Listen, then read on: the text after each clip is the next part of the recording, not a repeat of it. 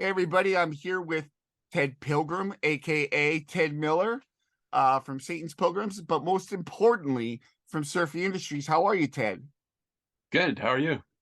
Excellent. I'm very excited to talk to you about something very important to the surf music scene, as well as the whole music scene. Tell me a little bit about uh, the demand for reverb since the reverb tanks are so expensive. This is a very close alternative. Uh, what sparked you guys to start this project? So really, it was Bjorn Ishiden who is our cre- electronic creator of all the effects.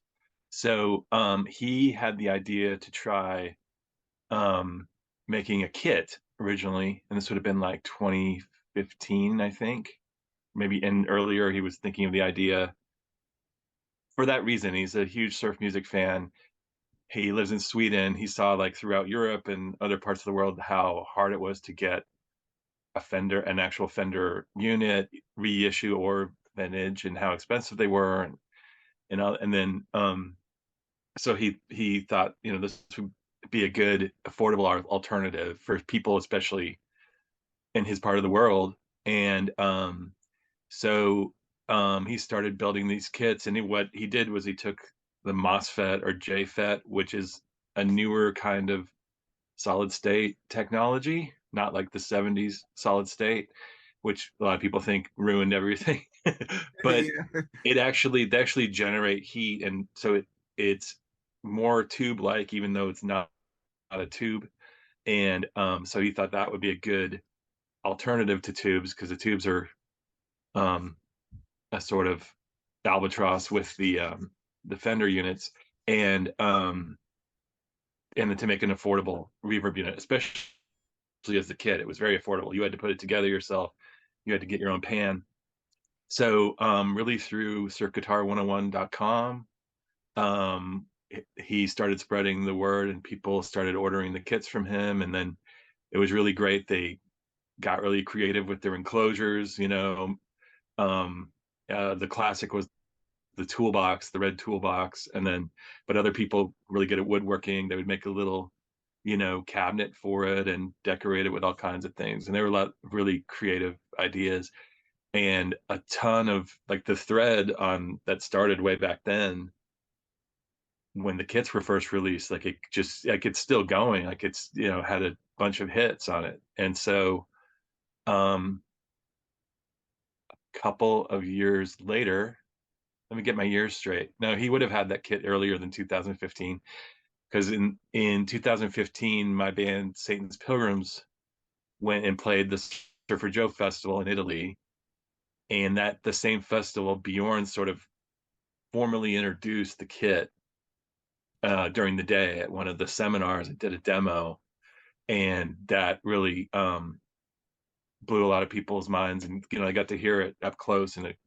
you know side by side with the Fender tank, and so Lorenzo of Aldembrini, who's Surfer Joe and putting on the festival, at that after that, he said to Bjorn, like, should kind of formally make this into a business. There's this little surf community, but this could reach a lot of other people too. And Fender's not making these anymore, and there's no one's really doing this.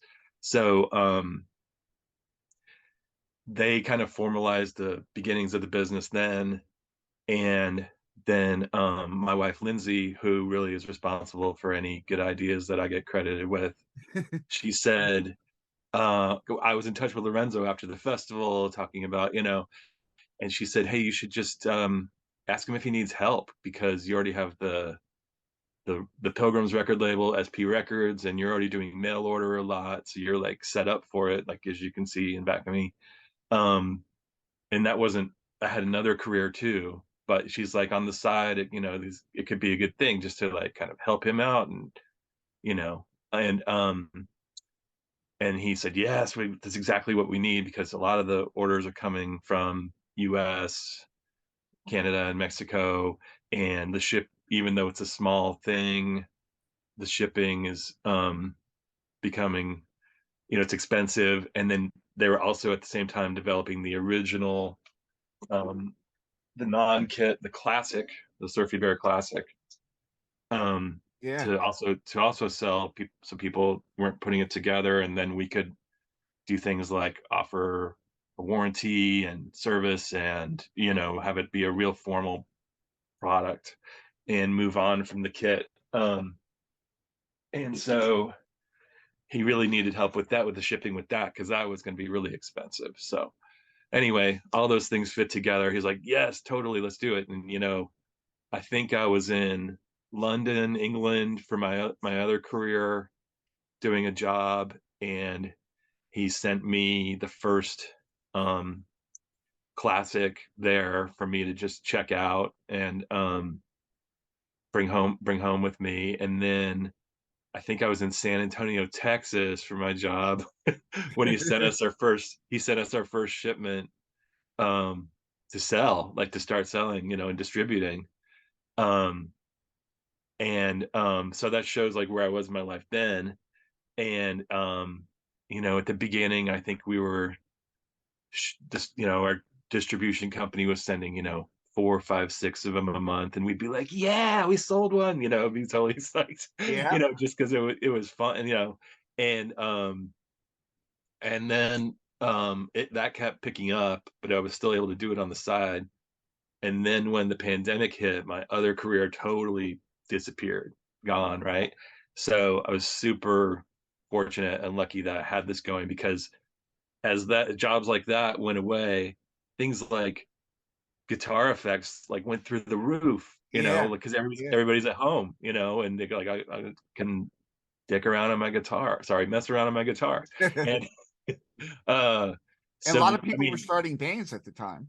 yeah, yeah. So it was really fortunate. I mean, we're super grateful that Bjorn and Lorenzo agreed to take us on as part of the business, and that it all happened the way it did, because now it's pretty much my full-time gig, except for the band. Um, Excellent. yeah, yeah, total like life transformation. So, Well, for me, doing this gives me a connection to music. So you being able to work with Surfy Industries must be very rewarding because you're still connected with the music other than your band. oh yeah, yeah, no, it's the greatest job I've ever had. I mean, I've told people, I was like, yeah, I like, I know I'm gonna play guitar, because I test all the units before they get shipped out, and Wow. I really should just be like, damn, damn, tweak, tweak, tweak, jam, jam. Okay, that's good. Check, it works. But I've written more than a couple songs when it's supposed to be working. So yeah, it's like, I get to plug in and play every day. And I mean, there's, dealing with complaints, and dealing with, people like, oh, I broke this or whatever. There's some, and then there's packing the orders, and that's gotten to be, um we're getting, we have a lot of stores now and stuff, so, and they order, a lot at once, so um that's good for me too, to be lugging around 50-pound boxes, and um Yeah. like it's way more active than my last job, and it's like you said, it's with music that I love, and people I know, there's some people when they order like, I can't believe I have your email address now, you're the United States Pilgrims, even though you're the drummer. So, But um, before we go any further, I want to know where like how did you reach Canada, United States, and Mexico? How did you decide on that?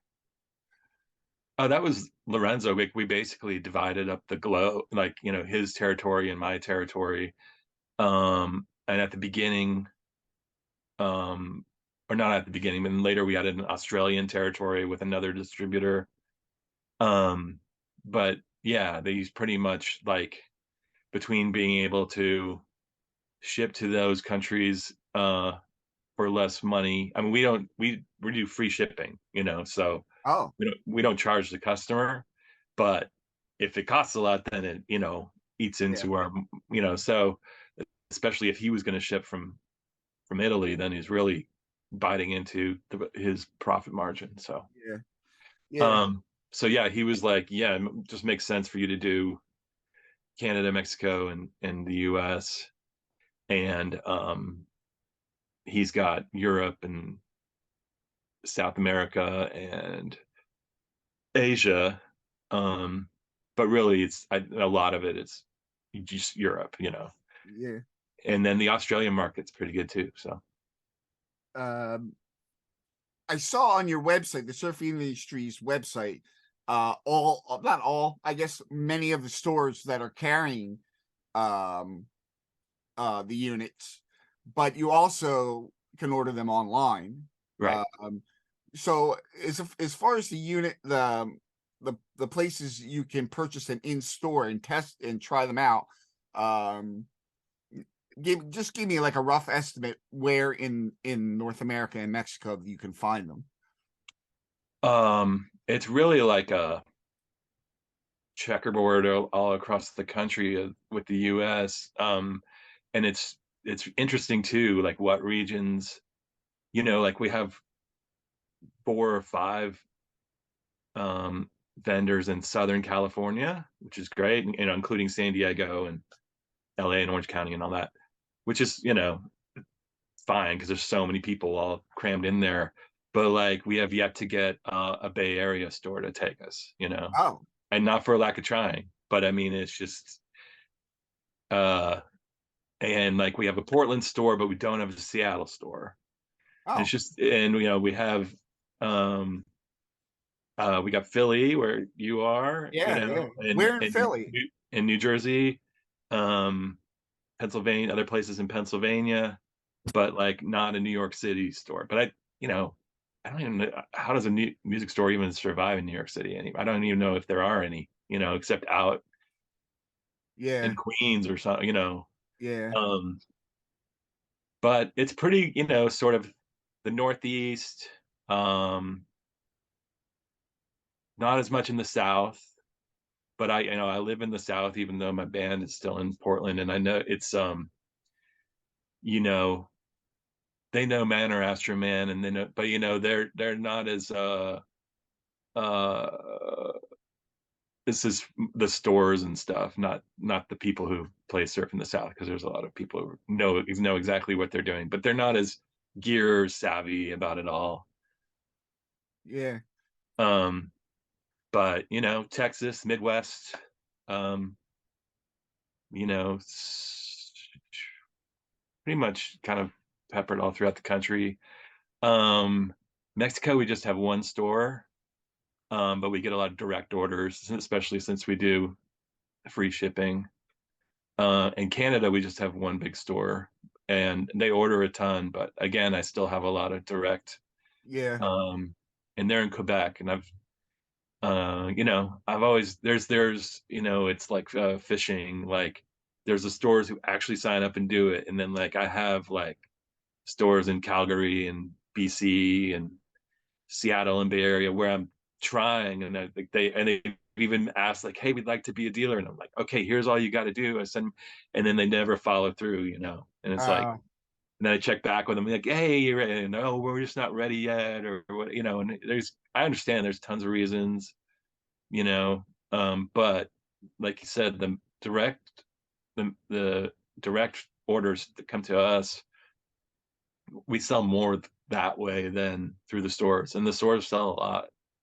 So so where can they get the direct shipping from the surfing industries? you just go to the website surfingindustries.com, and then you go to it says store, and when you get to that point, it'll say pick your region. Like, are you in Europe? Are you in the US, Canada, Yeah. Mexico? You know, once you do that, whatever you order is gonna, if you picked US, Canada, Mexico, whatever you order, that's gonna come to us to fulfill. So From it's shipped from Memphis, Tennessee, right in the middle of the country. okay. You know, like I said, free shipping. And so wherever you are, you should receive it pretty quickly. You And know, I, that's a great centralized point to be in yeah, for your shipping. yeah, yeah, it's good. So how did you come why did you move not move away from but expand on the Surfy Bear Classic with the Surfy Bear medal? Um, where's the metal? There it is. So, um, all these ideas, I mean, we sort of all um brainstorm a lot about the new products and stuff. But I think Bjorn was pretty much the one who came up with the idea of the circuit bare metal. And the original idea was that the classic is what's called not true bypass. So the surfy bare metal is true bypass, and it's kind of like what it sounds like. Like when you're playing through the metal, your signal comes through, picks up the reverb, sends it back out, but it's not going to change the sound of your guitar or your amp as it does that. But the classic, which is completely based on the vintage Fender tank, that was part of the Fender tank. Is it like made your amp sound a little warmer and darker and gave it that classic, that was part of the classic surf sound. Um, and so, but now in the 2020s, when all these people have pedal boards and they're using, they're not just using reverb as their only effect, outboard effect. Um, they're mixing in with all these other pedals. They wanted the true bypass. And also to just by making it like a huge stomp box, like a giant pedal. Yeah, Whereas like the classic's really not a pedal, it's like a reverb unit. yeah, Um it is super durable, and uh we should charge less for it because it, doesn't have like the wooden chassis put together by hand and all that. It could be like, produced easier. Um and so those two things, made it really, it was a really good move. It made it, it's probably the biggest seller we have out of everything. well, you were mentioning other the bands that are using the surfy bare metal and the classic, um using it among other pedals on their pedal board, but you also have other pedals that a lot of people might not know about. You want to show some of those? Yeah. Before I do though, I should mention the metal led us to doing the compact, Oh yes. which again is even more pedal board friendly. We, all these things like evolve over time. Yeah, It took making the metal for him to think like, oh, maybe I could use a smaller spring inside, and then to make it sound as big as the metal, if you want it to sound that big, it has a decay that you can turn up. And this one is super popular. And you talk about other bands, um the, like if you had told me at the beginning, like my peers from the early 90s and before, like which, if, would they ever want a surfy bear, my first answer would be no, probably not. They just stick with their old fenders and get them fixed. And because they were so, so obsessed with the old stuff. And then I would have said, but if they were going to get one, they get the classic because it's the most like the Fender. yeah, But in reality, in truth, all my old geezer friends from back then, they want this one. They've found this one. Number one, if you're flying to Europe or wherever, you just throw this in your bag. It has two mixes on it, so you can have like a lot of reverb for part of, most of the song, and then if you're switching to a part you don't want as much reverb, you just kick that and go to a different mix that's lower, and then oh wow, you don't have to like stop, bend over or wherever, turn it yourself. yeah, You can go between the two mixes, and also with the short pan you can also get it really short sounding, like all these people online and everywhere, they want maximum drip, and they want drip drip drip. But a lot of the older experienced players are like, that's great but some of the time, but other times you want just like the tiniest bit of reverb, or you want that really short sounding, yeah, um so the compact has become like the favorite of, that kind of that generation, which totally blows me away. But um uh my bandmates and, Garrett from the Ghastly Ones, and others just from the, and even I don't know, out all these bands, but you know, like it's really been surprising how popular the compact's been for them.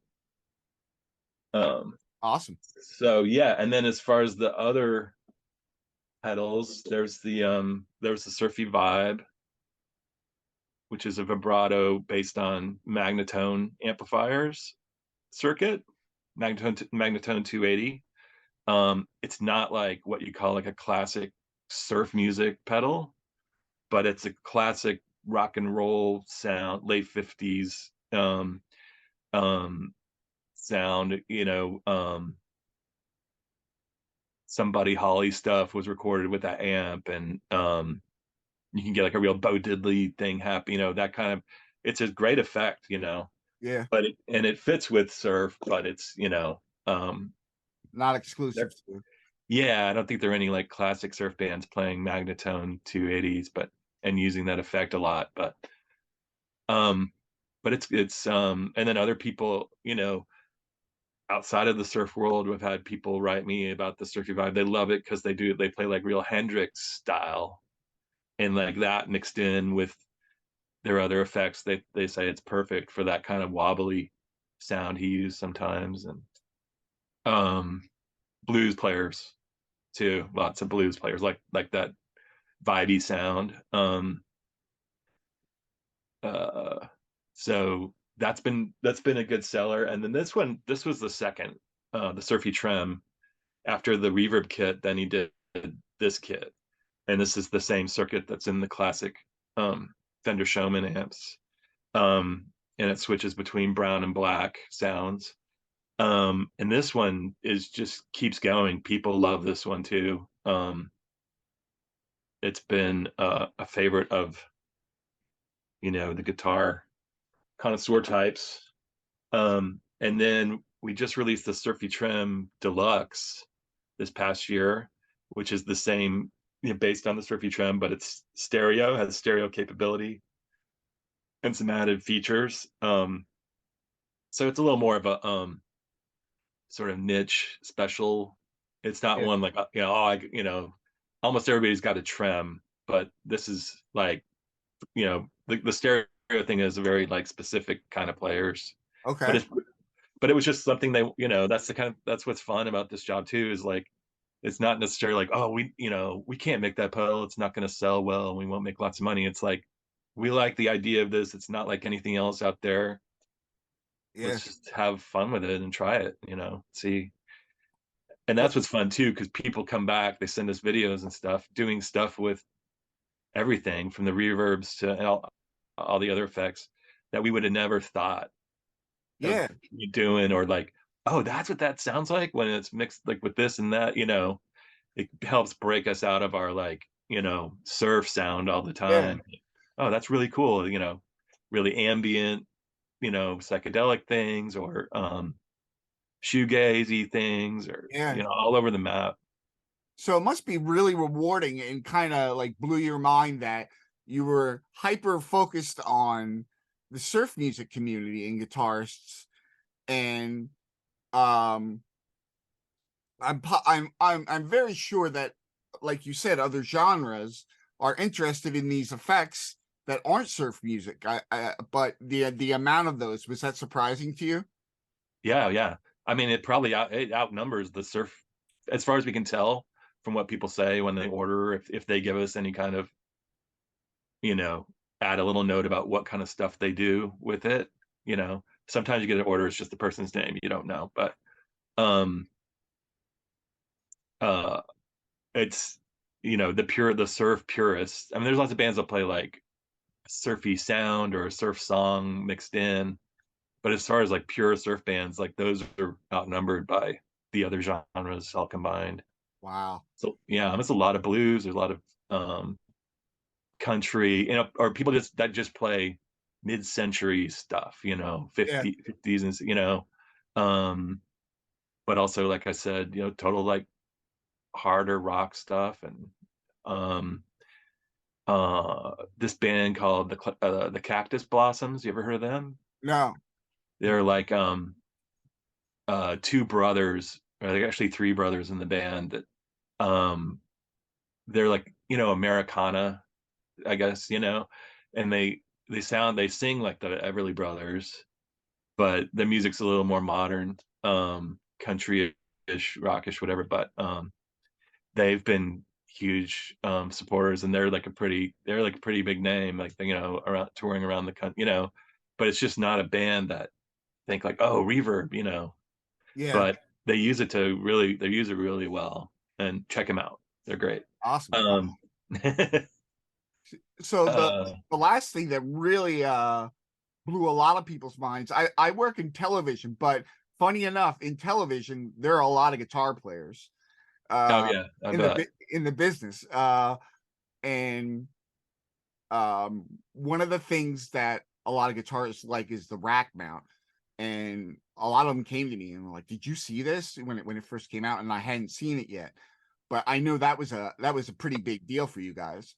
Yeah, yeah, the Surfy Bear Studio Edition rack mount. And yeah, it's a huge deal for us because we're even breaking out of, I mean, there are guitarists that use it as a rack mount, but a totally different demographic of people who run studio, recording engineers. Yeah. And so far the response has been just incredible.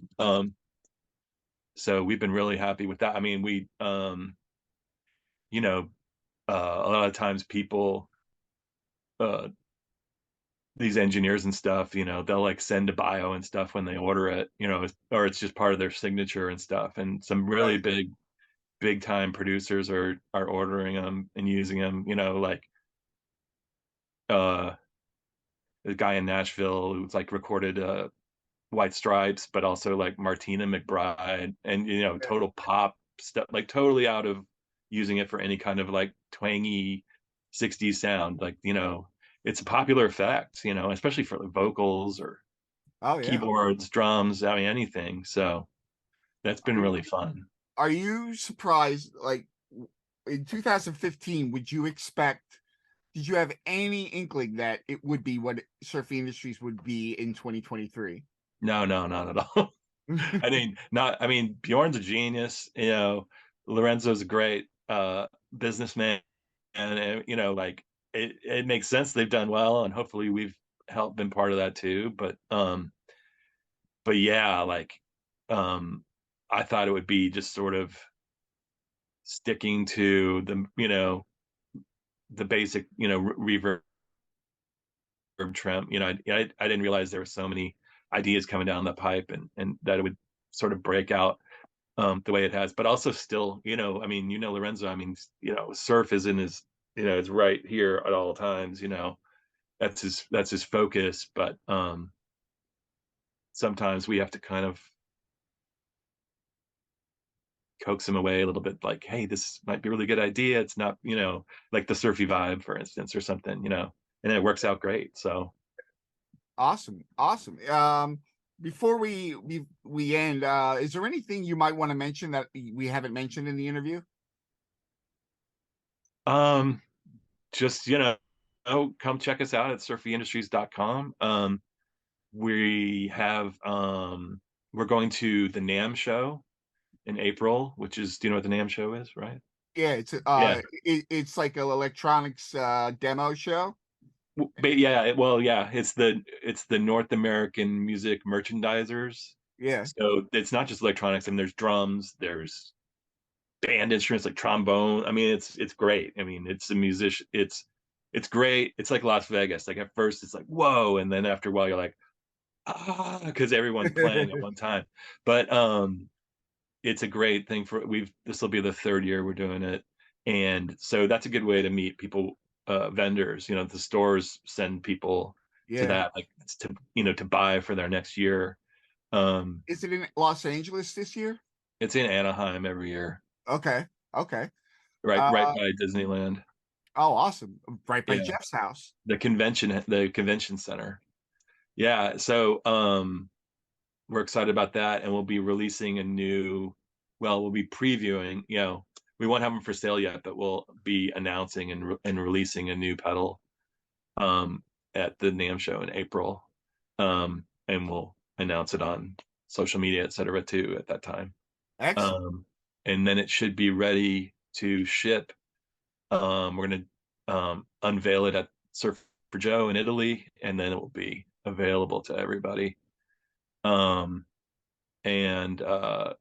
yeah, just I think that's about it. Just we're gonna keep plugging along.